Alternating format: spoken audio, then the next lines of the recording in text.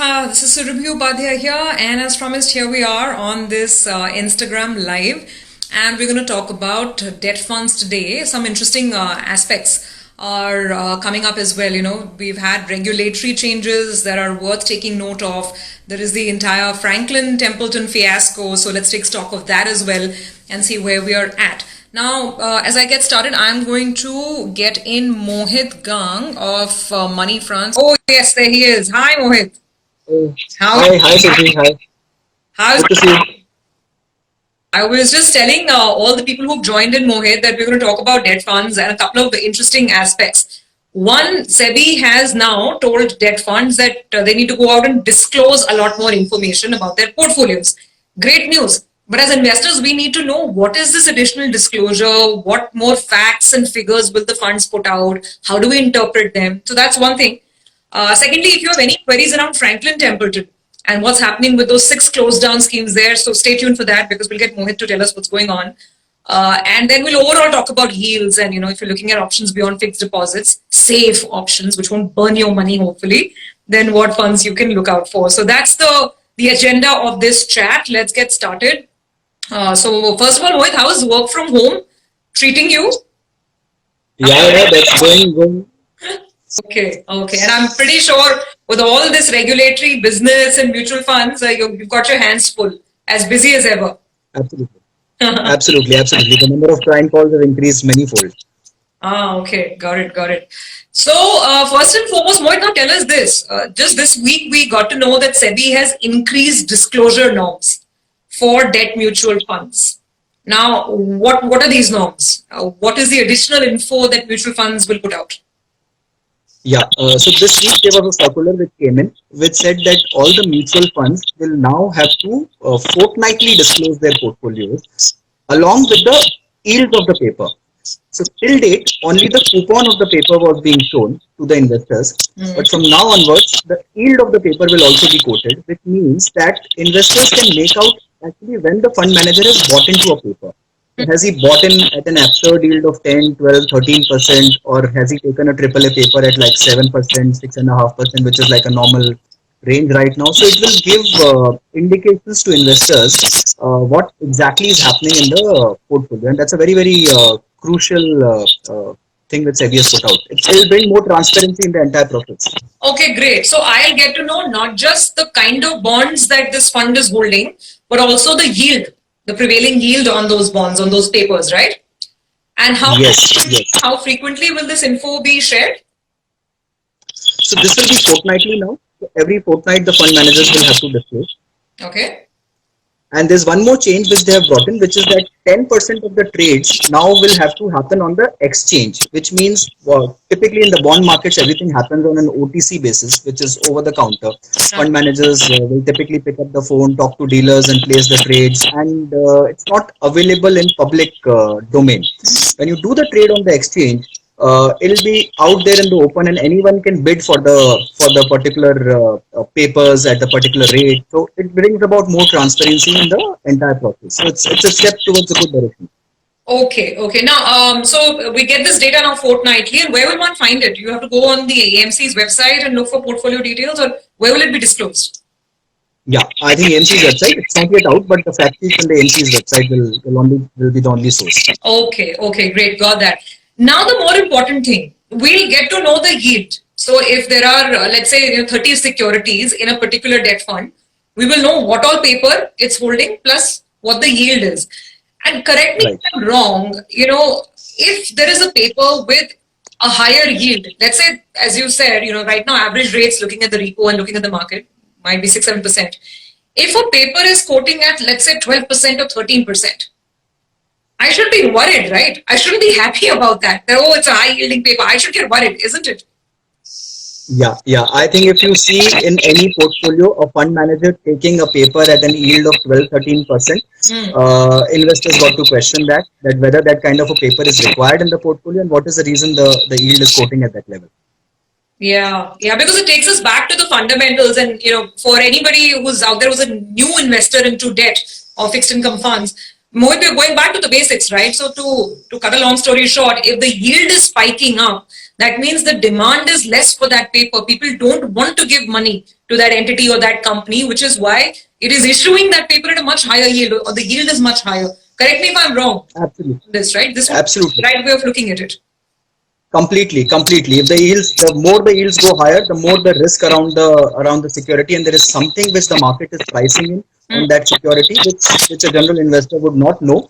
And yes, obviously demand is going down for that paper, and that's the reason why someone is selling at that kind of a crazy price, which is a huge discount actually to the price.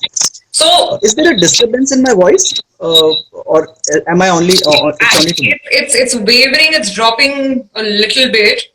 I don't know. Are you using Okay. earbuds or are you No, just? should I put in a earphone? If that's I wanted to check. Let's try that. Why don't you go and get the earphones and let's see if the audio quality improves. Just here, I'll just put in. Yeah, sure. We can continue the conversation, and while I'll put the earphones. Okay, lovely, lovely. So that's one thing, guys. Watch out for this. Every fortnight, we will get this disclosure on not just which bonds the fund is holding, but also the yield on these instruments. And the yield is very important because in today's environment, if a bond is suddenly quoting at very high yields, it's a measure of risk. There's something wrong out there. The better quality of paper, the higher quality of paper, typically yields will be low because there's so much demand. There's a huge amount of demand for that paper. Therefore, the yields are low. The prices move higher for the paper. And that's how it typically works. The inverse correlation between yield and price in the bond market. So, Perfect. Is my voice better now?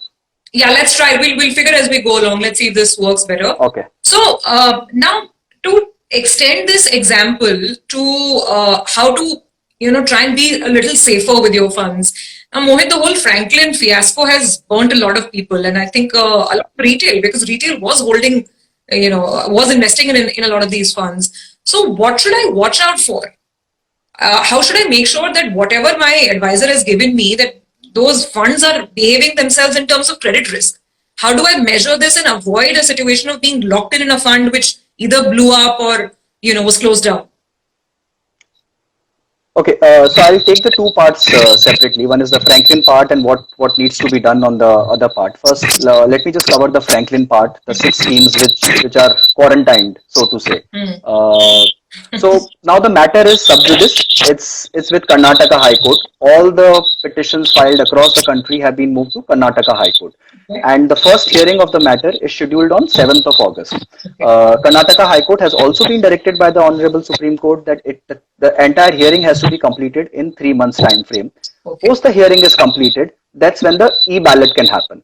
Once the e-ballot happens, that's when the liquidation of these schemes will get decided as to who is actually going to get the liquidator's role in this scheme. So that's on the legality of it, right?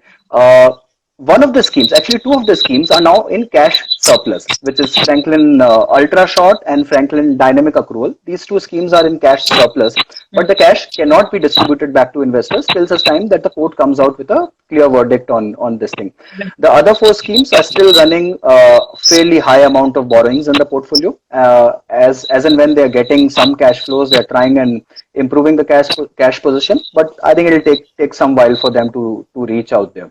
Ultra Short, in particular, which was the largest holding, around 10,000 odd crores, I think that seems to be in safe zone, which is the good news. Okay. The other 5 schemes, which cumulatively hold another 16,000 odd crores, I think they will take a fairly long while. They are into borrowings and so on and so forth. And I think that's where investors will have to be like really, really patient.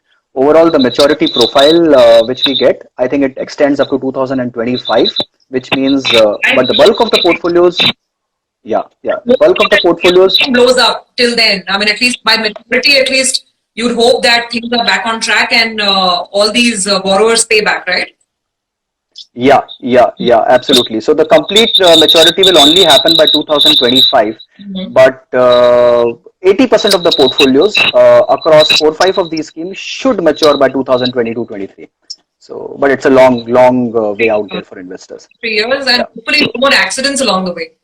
Because Absolutely. one question, Mohit, right now, whatever paper these schemes are holding, I haven't gone through the, the actual constituents.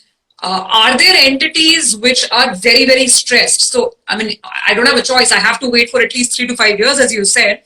But what is the likelihood of me getting my money back at the end of those 3 and 5 years in these Franklin schemes? Look, so my sense and whatever discussions I've had with Franklin team, I think they are fairly positive, and it looks likely that at least the capital portion for the investors should come back, which means that whatever are the coupons of the portfolios and everything else will get clubbed together to cover up for the capital loss. So technically, investors can assume that they might not make any returns for next 2 3 years out of these schemes, Uh-huh. but they should fairly well recover their capital.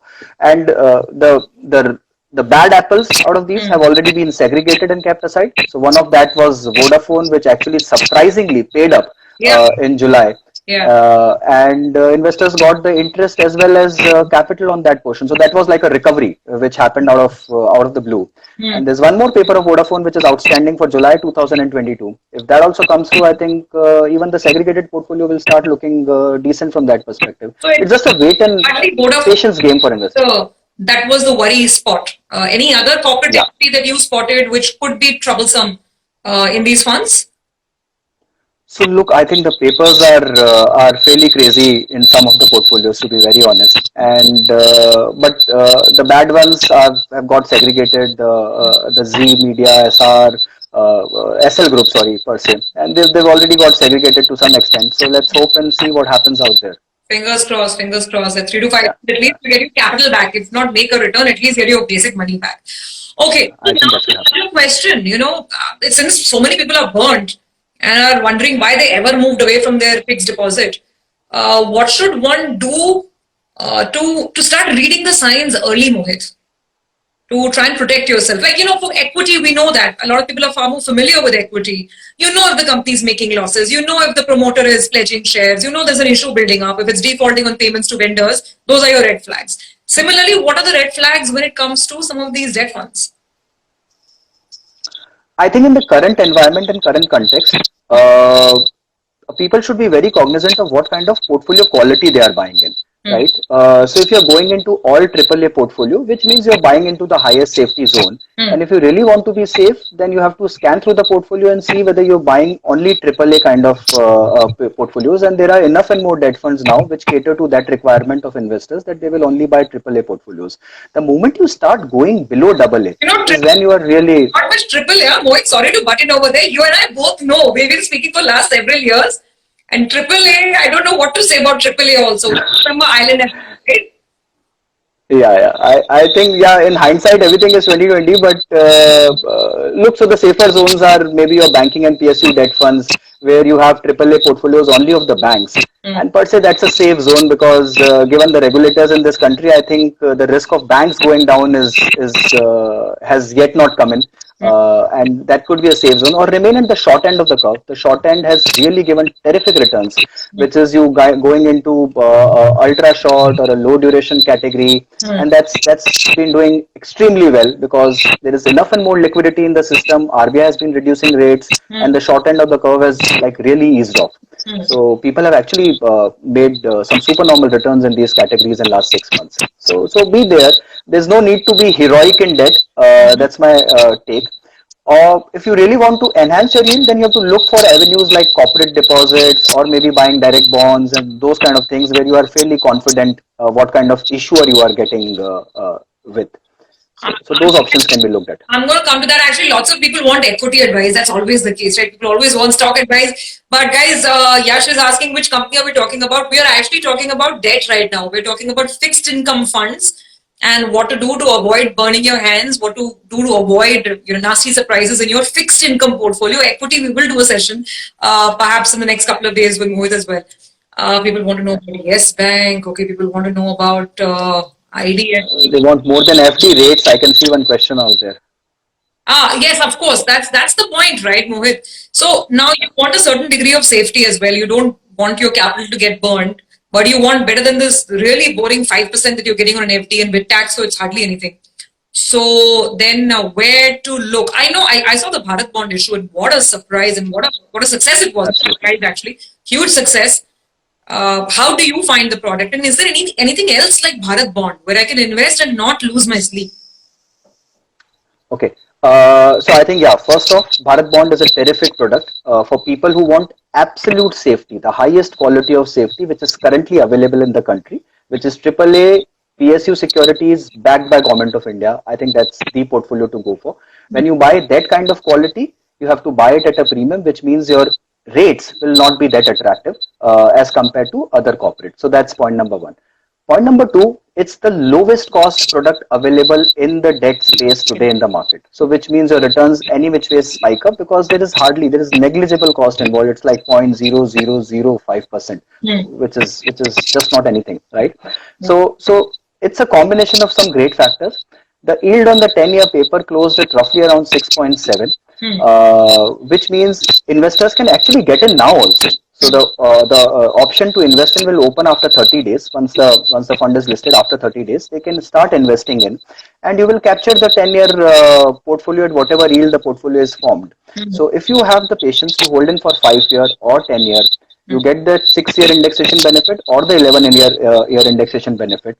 And the yields are fairly attractive after indexation. Also, you can fairly well expect that you will make upwards of 6% on the 10-year portfolio. So it's a great product still Yeah. for people who want higher safety to get in.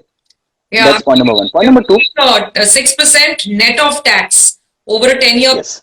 on, I mean, a relative rock solid safety, ground. So that's something you really can't argue against. Yeah, just a point on how to get in now, Mohit. So for people who didn't apply when the offer was open, what's the route? I mean, now you have to buy and sell on the exchange, right? Because it's an exchange. No, both the routes are open to the investors. On the ETF front, also people can buy it on the exchange. When they go and buy it on the exchange, they will have to factor in for the brokerage cost and the bid-ask spread. Sometimes liquidity might be a challenging thing on the exchange if you don't have any sellers available. The other way to buy is go to the fund house itself, buy it in a mutual fund format. That will also ensure that when you sell it, you will always be provided liquidity by the fund house at that day's NAV. So, to my mind, that also serves as a very good option for investors who want to get into that product. Okay. Bharat Bond, I totally understand. And that's the best part. It's easy to understand. You don't have to lose your sleep, as I said. Now, what else? Anything else you'd like to put out there? And I'm talking about people who are looking at options beyond FD. So they're not looking at trading in and out. I mean, they want to be in a fund at least for a year, if not longer, on the fixed income side. Perfect. So look, I think the FD rates, the 1-year FD rates today will be in the range of 5 to 5.5% for the good private banks in the country, right? And a typical case, let's say you go in for an HDFC Bank 1-year FD, you can rather switch to an HDFC Limited 1-year corporate deposit. You will get a 50 bips kicker on that, and that's good enough. So a 1-year corporate deposit with HDFC Limited will be somewhere in the range of around 6 quarter, and that's a reasonable rate. If you go to issuers like Bajaj Finance, that rate can go up to around 7 odd%, or Mahindra and Mahindra, it can go up to around 675 or something. And you increase your tenor, you can actually fetch around 7 or a little above 7. With few of these players like a PNB Housing Finance or an LIC Housing Finance or a Bajaj Finance or Mahindra and Mahindra, depending on what issuer you are comfortable with, I'm sure pretty much everyone will be comfortable with an HDFC Limited and even Bajaj Finance to some extent. So those are good issuers, and you can easily make a percent extra over your normal FD rates. So that's one option. It's off for some sound companies and good issuers. That's one option. Anything else where yields are looking good? Yeah, if investors can actually go in and increase the ticket size, you can directly purchase bonds of corporates. Again, an example, let's say in HDFC, Axis, ICICI, and SBI, perpetual bond today is available between 7% to 7.5% yield. So, and maturities will range from 2022 to 2024. I can see that smile on your face, Survi, and No, till now I keep getting people talking on Twitter saying whatever you guys have not discussed enough, do more. The Yes Bank 81 bonds, what happened? And there's a hashtag Yes Bank, 81 bond Yes Bank hashtag also I saw on Twitter. So that becomes a problem. So for those who don't know about perpetual bonds, Mohit, let's just define this and simplify it. When you're saying invest in a perpetual bond, actually we learned after the Yes Bank issue that it's more like equity. It behaves more like equity and not really debt, right? So define for us all, what is this perpetual bond and what are the risks that come with it? Okay, so in terms of the credit hierarchy, perpetual bonds will fall just below equity, as in or just above equity, so to say. So it's like after that there is only equity. However, in the case of Yes Bank, I think the table's done, which is a bit unfortunate. Should not have happened, and that's the only wrong illustration or example which has got set in this country on that particular subject. We can perhaps take it some other day. But so perpetuals, there are two things which investors need to know. One, if a company runs into losses, they have a right to not pay interest for that particular year when they run into losses. So there is no obligation on the company to pay interest. However, most of the PSU banks in the country do pay interest in spite of running losses year after year on the perpetual, and they have a huge perpetual outstanding book. The total perpetual outstanding book in the country is almost like 90,000 crores today across PSUs and private banks put together, which is fairly large, and everything is being going on good. The second point on perpetuals is there is no fixed maturity. So if a bank wants or a issuer wants, they can extend the maturity. There is only a call date. So 2021-22, when we say it's a call date, which means the bank or the issuer can exercise the call option, call back the bonds and pay you the money. If they want, they can extend the maturity by a year, 2 years, or whatever they wish to. Option, it's And not an obligation. They don't have to pay you your money back. The bond is not maturing yes, in 2022. That's very that's the reason why it's called perpetual bond. So I think these two critical things, and you have to remember that in terms of security, it is just a notch above equity and quite subordinate to all other forms of debt. So your deposit holders, your debenture holders, your tier 2 bond holders, they will all come above. And if a company goes into liquidation, first of all, those guys will be paid off, and there is no necessity that a 81 bond holder will get paid off. So there are risks associated, and that's the reason why the yields are higher. So you have to value it accordingly. If you want a higher yield, you want a product with a higher yield, which is also falling into a bond or a debt zone, then you have to sacrifice some inches somewhere, and those are the things which you need to be aware of. Yeah, absolutely. We have someone telling us, talking about rating agencies, we discussed that point that, how much do you trust or not trust. So finally, again, coming back to, ideas. So you told us either these perpetual bonds, but look out for, again, top-notch issuers. Yeah. You trust a lot. Even the PSU issuers are available. So let's say Bank of Baroda will be available at around 820. A PNB is available at around 9.5, 10-ish kind of a range. And I think that's where the investors should stop, perhaps, if they don't want to explore further or take any further chances. I think a PSU zone with a good PSU like a Bank of Baroda can still be explored, which is a stronger ones out of the PSU pack. Always have your fingers crossed when you're talking about fixed. No, you have to be really aware of this product when you get into it. The nuances can be really tiring at times. Yeah, absolutely. And you mentioned a basic ticket size. So what would that be for perpetual bond? Mostly 10 lakhs and multiples thereof. 10 lakhs and above. So you've got that kind of money sitting on the side. You want higher yield than perps, as they are called, the perpetual bonds. Yeah. Option to look at. So again, I want to boil this down because when I discuss fixed income, I am fixated on the safety aspect of it, Mohit. So round it up for us and, tell us what to always keep in mind while you've already invested, but how do you analyze the underlying portfolio so that you can pick out the red flags very quickly and then try and move the money before it's too late? Okay. I think 2 or 3 things which will be good enough for a basic investor. Point number 1, what is the paper composition of the portfolio? Anytime you look at a month-end portfolio, they will tell you how much in AAA, how much in AA, how much in single A and unrated, and so on and so forth.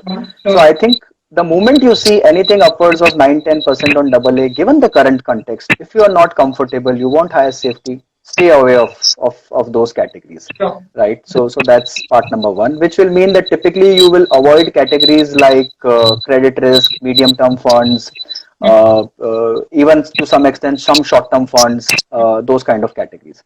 Second thing is look at the modified duration, which is a number. People might not know what that number indicates, but if you just look at that number and if it is higher than 2 years, which means the portfolio is extremely sensitive then to rate movements. So you don't end up buying gilts because technically if you see the rate cycle reversing, and it is very difficult to catch an interest rate cycle that can hit your portfolio really bad. on the cycle when it turns around and rates start going up in the economy. So you can stay away from those zones because the interest rate risk becomes fairly high in those zones. So stay in the lesser mod duration categories or lesser average maturity categories with AAA portfolios, which mean the zone for you is ultra short funds, low duration funds, money market funds, liquids because of stamp duty and all, and the falling rates are not so attractive now. Uh, but that zone, and for investors who want to be over 3 years, a banking and a PSU debt fund or a corporate bond fund with good AAA portfolio. So those are the only 3 or 5 zones which an investor should explore into. Any names now that we are making you do so much work for us? Let's push the envelope. So some of the mention the categories. Any fund names that you think you like? They meet the required criteria. Yes, absolutely. On the banking and PSU debt fund, particularly like IDFC Banking and PSU debt fund, ICICI Banking and PSU debt fund, those are good quality products and doing fairly well. On the corporate bond fund, one can invest into an HDFC corporate bond fund or a Kotak corporate bond fund. Those are the two. These are all 3 year plus kind of picks. Okay. On the short end of the curve, when you go into ultra short category, one can go into an SBI ultra short on the low duration and IDFC low duration, and the money market fund maybe an ICICI money market or an IDFC money manager. I think those are good zones to be in and fairly nice. Great. So we've got some names as well. Now to wrap up this conversation, you just mentioned this, the stamp duty business. This was the other thing that hit the headlines in the last 1 month or so. So now this stamp duty is applicable to mutual funds. It's 0.005%, right? So as you explained that it's 5 rupees, basically, 1 lakh rupee investment. So does it really impact the return? Who should worry? Who shouldn't worry? How does it play out for the fixed income side? I think nothing to bother or worry for the retail investors per se. 5 rupee on a lakh actually won't pinch if you hold it for long. If you're thinking of holding a scheme for less than a month, that's when the problem arises. And specifically for overnight funds and liquid funds, which are more institutional products or insti products, when you hold for less than a month, the impact of that 0.005% is fairly large on the absolute returns of the portfolio. So if you see an overnight fund, the rate of return today is less than the reverse repo rate, which is like around 2.5, 2.75%. And if you hold it for less than 7 days, it will almost like 1.8% will get wiped off just because of that impact of that particular stamp duty being levied upfront. Right. So if you hold it for 30 plus days, then it's okay. The impact get normalized over the holding tenor of the days. Similarly with liquid, if you're holding liquid up to 7 days at any which ways doesn't make sense because of stamp duty and exit loads now. So you have to hold liquid for over 15 days to kind of tide over the impact of these two measures. And so there are, virtually speaking, there is no product now which can be held for less than 15 days in the debt market. It makes especially on it just doesn't make sense on the return front. A lot because of the stamp duty. Got that. So final point here that, a lot of advisors, I remember, would say that keep your money in a liquid fund and then do a STP. Yeah. Towards equity. So that was the prescribed route. Now, I always wondered why should you even bother? You can do a direct SIP from your bank account. It's simpler. But sure, okay, if you keep it in a liquid fund and if you keep it for a longer period, it's less taxation. How do you rank this? Considering now there is a stamp duty. Once I park my money in the liquid fund, there'll be stamp duty on it. Every time there's STP to the equity fund, again, there'll be a stamp duty on it. So how do the dynamics work out? So I think that's a great point. Two things out there for investors, retail investors per se. One is this STP mechanism. I continue to believe it's a good mechanism because when you're moving into equity, your horizon is particularly 3 years or 5 years and so on and so forth, right? So it doesn't matter. You will pay 5 rupees on a lakh. I think that cost will get normalized over that 5-year tenor. You will definitely get hit twice. Once when you invest in liquid. Once you invest in liquid, hold it for a month and then start your STPs. So that just takes care of the cost part on that thing. But you will at least fetch more than your savings bank rate when you're parked into liquid. So you're not worse off. The returns have tapered off a little, but you're still better than keeping the money in savings bank and then doing an SIP. So money is working in liquid, which is better than your savings bank account rate. And then moving into equity, which is a fairly long-term product. So that's part number one. I continue to believe STP is a great mechanism. But say in these kind of markets, you have to enter with a cautious tone. And the second thing is the dividend reinvestment option becomes actually futile now. Because every dividend, and people used to take a lot of dividend reinvestment option in liquid and debt schemes to avoid some bit of taxation impact out there. But every dividend reinvestment entry will have an stamp duty impact. So it's better to move into growth options, given that the dividend is also taxed now. There is a dividend is clubbed in your income. There's no dividend distribution tax now, so it's getting clubbed in your income and getting charged to your tax rates, and plus the stamp duty implication. So the double whammy actually makes it it's a completely useless thing to have a dividend reinvestment option now. Okay. So Okay. these two things should be taken care of. Okay. All right, Mohit. Thank you very much. I think very valuable inputs. Great information. We do have, I think, lots more questions coming in. Someone asked about MF recommendation for 6 months time horizon. Tarun, I don't know what to say. I don't think I can put this question also to Mohit because 6 months, I'm not sure. Okay, let's assume that this is a fixed income question, not an equity question. Yeah. So fixed income, 6 months, any funds? Equity, I would have run away. I wouldn't have given that answer at all. But yeah, fixed income, definitely go for an ultra short term fund. I would say go for an SBI ultra short or a money market fund of IDFC. I think both are good options for 6 months. Okay, all right, brilliant. Ankit likes our input, saying great inputs. Thank you, Ankit, very much. Well, that's it, Mohit. We're gonna, let you go on that note. Thank you very much. But by the way, there are other questions coming in. I know there are, we've been flooded with equity queries. We promised to keep one more session and do that on the equity side. By the way, you can send your queries to me directly, so at least I have a list ready. And Mohit can also do his groundwork. Not fair to keep bombarding guests with queries on the fly, right? Because they also need to do homework and research, so they can give you qualitative inputs. So please do tweet your questions to me on equities. I think they're on the Rosari Biotech IPO. There are lots of questions coming in. So I know. That's a crazy one. let's make a list and then we'll call Mohit once again. And that time we'll make him field all the equity inputs. Okay. All right, Mohit. Perfect. Great talking to you as always. Thank you. Thank you so much. Pleasure. Thank you. Thanks. Take care. Bye-bye. Until next time.